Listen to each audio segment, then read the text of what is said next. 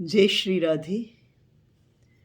एक बार एक व्यक्ति जंगल में गया और उसने दूर से एक लाल रंग के प्राणी को देखा। उसने एक दूसरे व्यक्ति से कहा कि मैंने अभी बहुत सुंदर लाल रंग के किसी प्राणी को वृक्ष पर देखा है। उस व्यक्ति ने कहा, मैंने तो अभी हरे रंग के प्राणी को देखा था। इतने में एक और व्यक्ति आ गया। उसने कहा, मैंने पीले रंग के जीव को देखा था। एक और व्यक्ति आया। उसने कहा, मैंने तो अभी बैंगनी रंग की आकृति के एक सुंदर जीव को वृक्ष पर देखा था। और ये सभी के सभी इकट्ठे हुए वृक्ष के पास आए। वृक्ष के नीचे में एक व्यक्ति बैठा था और उस व्यक्ति से पूछे कि मैंने लाल रंग का कोई प्राणी देखा था। दूसरा बोला पीले रंग का, तीसरा बोला नीले रंग का, चौथा बोला बैंगनी रंग का, हरे रंग का। वृक्ष के नीचे बैठे व्यक्ति ने कहा, तुम सब सत्य कह रहे हो। वो एक ही प्राणी है। कभी मैं उसे लाल रंग में देखता हूं, कभी उसे मैं हरे रंग में देखता हूं, कभी पीले रंग में, कभी बैंगनी रंग में, और कभी कभी मैं उसे रंगहीन भी देखता हूं।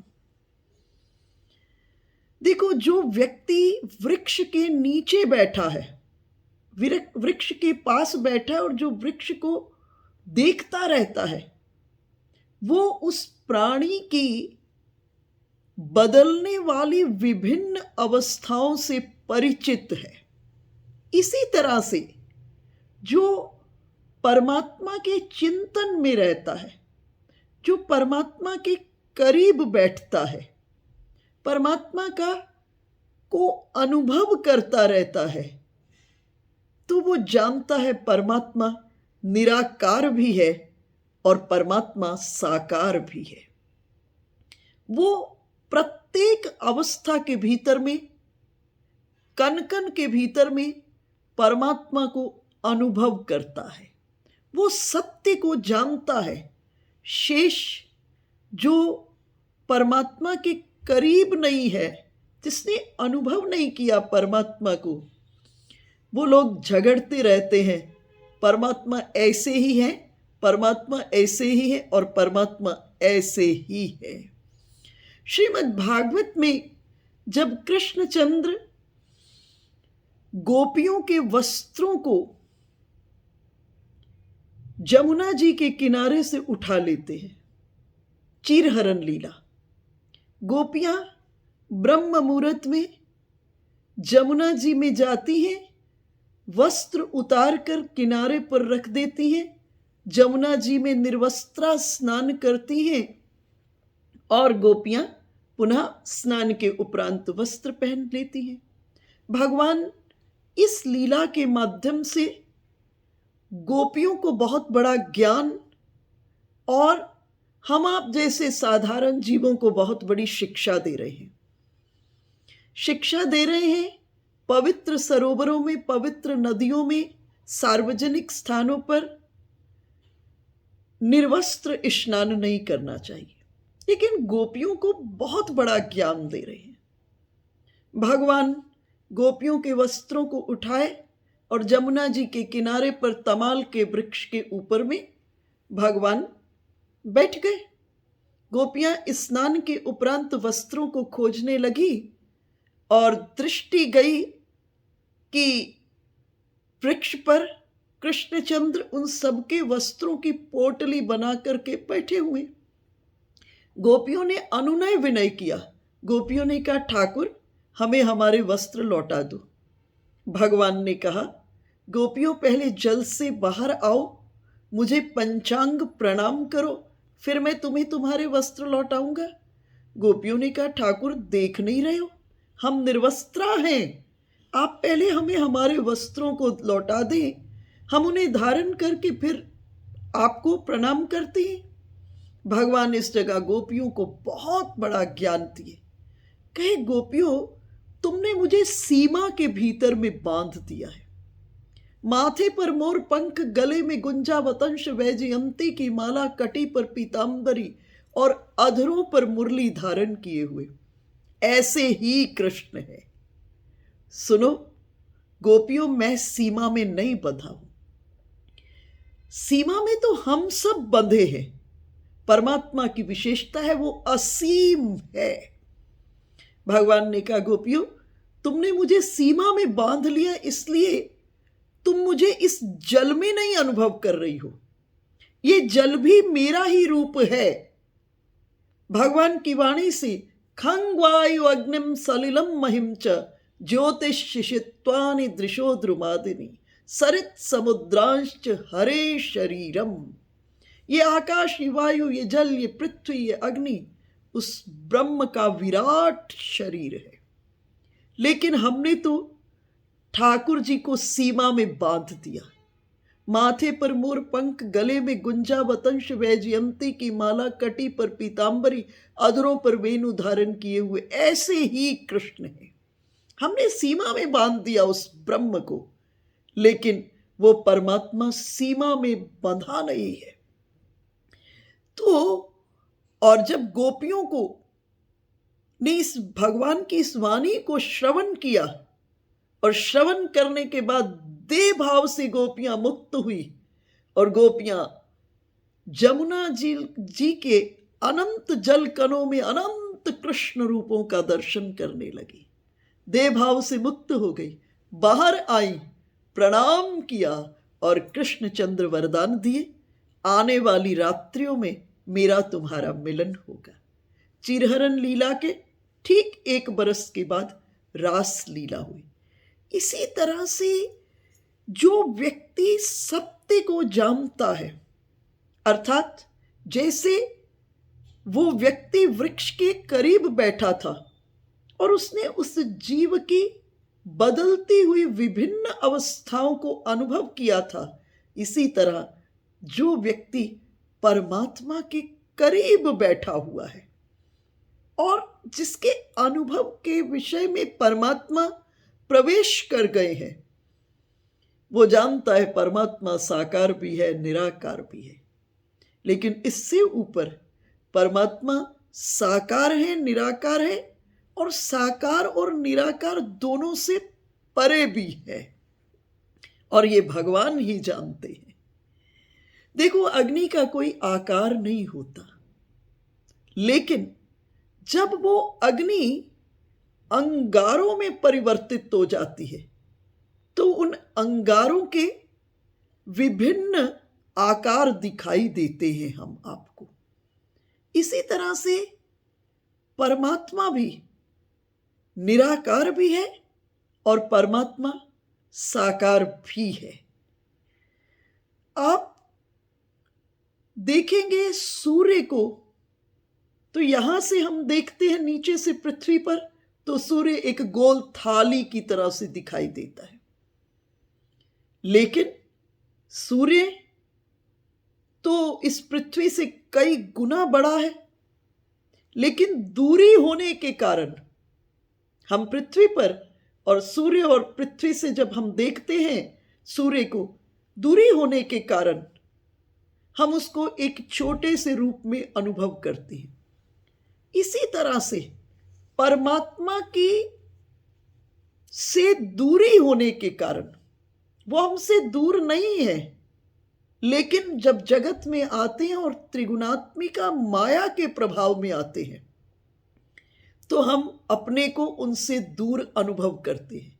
दूर अनुभव करने के कारण उस अनंत कोटि ब्रह्मांड नायक परमात्मा को हम कण कण के भीतर में अनुभव नहीं करते और अपने से दूर अनुभव करते हैं। तो जो निरंतर भगवान का चिंतन करता है वो परमात्मा के अनेक रूपों और अनेक अवस्थाओं को ठीक से जान लेता है। तो जैसे अग्नि का कोई रूप नहीं है, लेकिन अग्नि जब अंगारों में परिवर्तित हो जाती है तो अनेक रूपों में प्रकट हो जाती है, उसी तरह से निराकार परमात्मा जो है वो अनेक रूपों में, अनेक स्थूल रूपों में प्रकट हो जाता है। देखो, जब वो परमात्मा उत्पत्ति, पालन और संहार की क्रिया में नहीं लगा होता, अर्थात निष्क्रिय अवस्था में होता है, तो हम उन्हें ब्रह्म कहते हैं। लेकिन जब वही परमात्मा सृष्टि, स्थिति और संहार, उत्पत्ति, पालन और संहार के कार्यों में लग जाता है, तो वो परमात्मा नाना रूप धारण करके इस सृष्टि के भीतर में प्रकट होता है। अनेक रूप रूपाय विष्णवे प्रभ विष्णवे। भगवान अनेक रूपों के भीतर में, इस सृष्टि के भीतर में प्रकट हो जाते हैं। और जो उपासक है और साधक है, उनकी भी भिन्न भिन्न रुचि होती है, और भिन्न भिन्न रुचि होने के कारण उन उपासकों और साधकों के भाव का पोषण करने के लिए भगवान अनेकों रूपों के भीतर में प्रकट हो जाते हैं। देखो, जैसे एक ही सब्जी को हम अनेक रूपों में ग्रहण करते हैं। वो सब्जी को उबाल कर खा सकते हो, तल कर खा सकते हो, सूखी खा सकते हो, रसेदार कर खा सकते हो। जैसे जिसकी पसंद होती है वो उसको उस रूप के भीतर में बनाकर खाता है। इसी तरह से विश्व नियंता ईश्वर अपने आप को विभिन्न रूपों में प्रकट कर देता है एक ही, और एक अपने को अनेक रूपों में प्रकट कर देता है। साधक की, उपासक की जैसी रुचि होती है, उस रुचि के भीतर में वो उस रूप से अपने आप को जोड़कर परम आनंद की अनुभूति करता है। किसी को भगवान का दयालु कृपालु रूप बहुत प्रिय होता है, किसी को भगवान की ममतामयी विग्रह की कामना होती है, वो किशोरी जी की शरण में चला जाता है। किसी को त्याग और तपस्या के प्रति गहरा आकर्षण होता है, वो राम जी के स्वरूप का में प्रवेश कर जाता है। इस प्रकार से अनेक रूपों के भीतर में प्रभु अपने आप को प्रकट कर देते हैं। देखो, जीव और ब्रह्म का संबंध चुंबक और लोहे जैसा है। वो परमात्मा चुंबक, हम आप जितने इस ब्रह्मांड में जीव हैं लोह कण के समान है। तो आप प्रश्न करेंगे कि फिर जब चुंबक और लोहे का संबंध है तो जीव उस ब्रह्म की ओर आकर्षित क्यों नहीं होता? आपने देखा होगा वो लोहा जिस पर बहुत जंग लग गया है, या वो लोहा जो बहुत समय तक धूल मिट्टी कीचड़ में पड़ा हुआ है, तो अत्याधिक कीचड़ में लिपटे होने के कारण वो लोहा चुंबक की ओर आकर्षित नहीं होता। लेकिन जब त्रिगुणात्मिका माया के प्रभाव से अनवरत भजन और पश्चाताप के आंसुओं से जब ये कीचड़ धुलता है, जैसे लोहा कीचड़ में सन गया है और जब बरसात होती है तो वो कीचड़ धुल जाता है। अब ये जो लोहा है शुद्ध हो गया, कीचड़ धुल गया, अब ये सहजा अवस्था में ये चुंबक की ओर आकर्षित हो जाएगा। इसी तरह से जगत में आकर त्रिगुणात्मिका माया का प्रभाव कीचड़ के रूप में हमारे चारों ओर लिपट जाता है। और जब हम सत्संग, संतजन, भगवान नाम के निरंतर जप से करते हैं, अनवरत चिंतन में प्रवेश करते हैं, और पश्चाताप के आंसू से जब ये जो जीव है, त्रिगुणात्मिका माया का प्रभाव पश्चाताप के और अनवरत प्रार्थना, अनवरत नाम जप से धुलता है, तो जीव सहजा अवस्था में परमात्मा की ओर आकर्षित हो जाता है। उसका मन ठाकुर जी में रम जाता है। मीरा कहती है, असुवन जल सींची सींची प्रेम बेली बोई, अब तो बेली फैल गई आनंद फल होई। देखो, परमात्मा के साथ प्रेम कैसा होना चाहिए। परमात्मा के साथ प्रेम जैसे एक मां का अपने पुत्र के साथ है, जैसा एक प्रेयसी का अपने प्रेमी के साथ है, और जैसा अत्याधिक सांसारिक माया में ग्रस्त जीव का धन दौलत से है। जब ये तीनों आकर्षण की शक्तियों के माध्यम से, तीनों आकर्षण की इंटेंसिटी के वेग से जब प्रभु को पुकारोगे, इतनी त्वरा से, इतनी प्यास से ठाकुर जी को पुकारोगे, तो आप देखोगे निरंतर आपको लगेगा ठाकुर जी आपको पुकार रहे हैं। और जैसे एक चुंबक की ओर लोकन स्वतः ही आकर्षित हो जाता है, उसी तरह से हम आप प्रत्येक क्षण जीवन के भीतर में प्रभु के उस आकर्षण को अनुभव करेंगे। प्रारंभ जहां से की थी कि वृक्ष के किनारे पर बैठा हुआ जानता है सत्य क्या है। हम आप भी इस प्रभु के विराट जागतिक जगत के प्रपंच में बस एक काम करें, प्रभु के पास बैठ जाएं जाकर। और बैठेंगे तो हमको कन कन शन शन के भीतर में परमात्मा इस सृष्टि में प्रतिबिंबित होते हुए दिखाई देंगे और जीवन आनंदमय हो जाएगा। तब ये सब भ्रम छूट जाएंगे, परमात्मा निराकार है या परमात्मा साकार है, परमात्मा निर्गुण है, परमात्मा सगुण है, सब छूट जाएगा।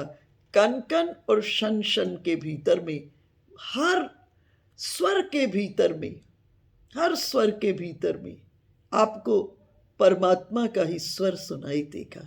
आपको कोयल की कूक में और मोर के नृत्य के भीतर में आपको अनार के दाने को अनार के रूप में देख करके हर चीज में से परमात्मा प्रतिबिंबित होता हुआ दिखाई देगा।